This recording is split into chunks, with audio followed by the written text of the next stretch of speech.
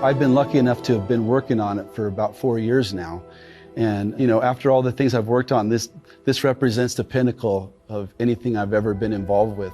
It's just the most amazing project and the most amazing team of people. I can't believe all the incredible people that are making this whole vision come to life. Every time I play a video game, the sound enhances the experience so much. And I was so glad to be a part of the audio team at Avalanche because we can enhance that experience and make such a great, memorable thing for the players. This job of writing music for something just lifts the whole thing. It's already a good game, but the music, I think, takes it to another level, makes it fantastic.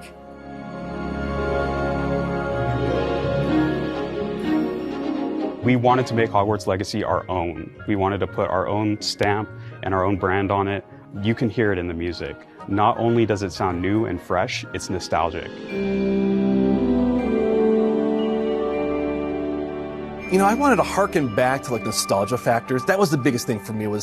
I feel like today's game scores, it's a lot of texture-based kind of scores. And so I wanted to bring back the, heroic kind of fanfares of trumpets or, melodic elements, with the violins and kind of bring back the magic and the childlike awe and wonder. The one thing we felt like is that the brilliance of John Williams' Hedwig's theme. He hadn't even seen the movie, and he wrote that incredible piece of music where the celeste and the violins is so brilliant, and it just sounds like magic.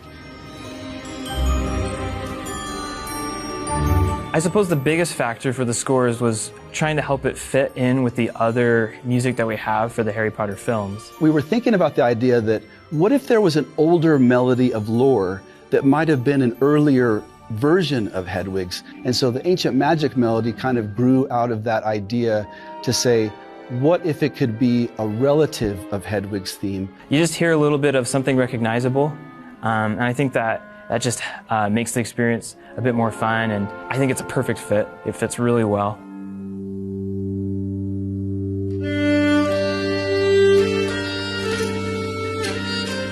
It can be kind of tricky to know what to write, to know what notes to play. Some of these darker moments, they're balanced with some real beautiful music, and so the music does go through quite a shift. It goes from big, powerful combat music to very slow, very emotional strings.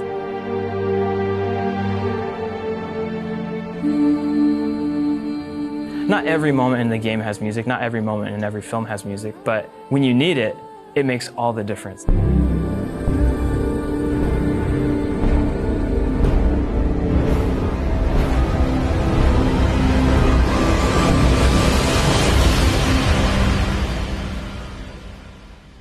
I have to say, this is the most challenging thing I've ever been involved with, just because of where, the music has been going, where there's so many variations and options and things that we're exploring, and the creative direction on this. We have to account for every single action that the player can do while music is playing. So for example, if you're out in the overland and you want to mount or fly, we have to consider that the player can do that within a mission, or they might start a mission, or they might enter a cavern, or they might enter a building or a shop. And music, we want to be dynamic and change through all those different experiences. And we had to account for all that and every single thing that the player could possibly do in the game. You got to transition all these scores, and hopefully they all kind of blend together, right? And so that's the really difficult part. As opposed to linear film, linear storytelling, it's like you have to put in a lot of different music. To make that magic and the ancient magic theme and all those themes really match the whole feeling of these different moments in the game.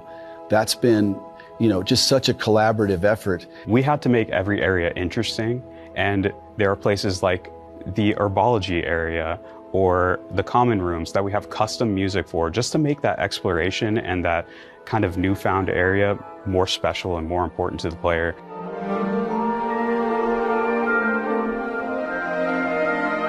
Writing all the different common rooms, you had to infuse all the different characteristics of each one of those. And I studied up on all those different houses. And how do you make that, infuse that into a score? We've tried a lot of unique things that we've never tried before in anything else that we've worked on.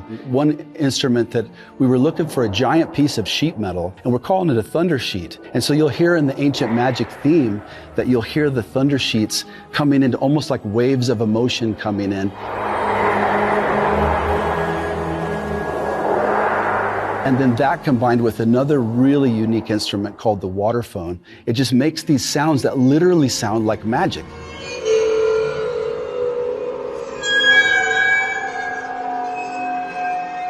We care so much about the music, and the time that we spent on each individual little granular part of the mission and each score that is associated with it kind of speaks for itself. Every note, every chord progression, every chord, every harmonic structure, everything, I pour so much into that. It takes the best elements from the films and it adds something new. And so it'll be familiar and feel like it fits and is at home in the Harry Potter wizarding world.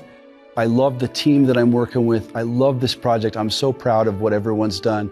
And like to me, like last night, some of the people we were talking about with the orchestra, we had the orchestra over at the studio, and I had comments saying like, you know, this was probably one of the greatest moments in my life, you know, working through these scores and getting together as a team, just the spirit of everyone there together. Thank you so much. And thank you to the fans, really, because without the fans, this wouldn't even be possible. I just feel so lucky. Thank you to everyone who's made this happen.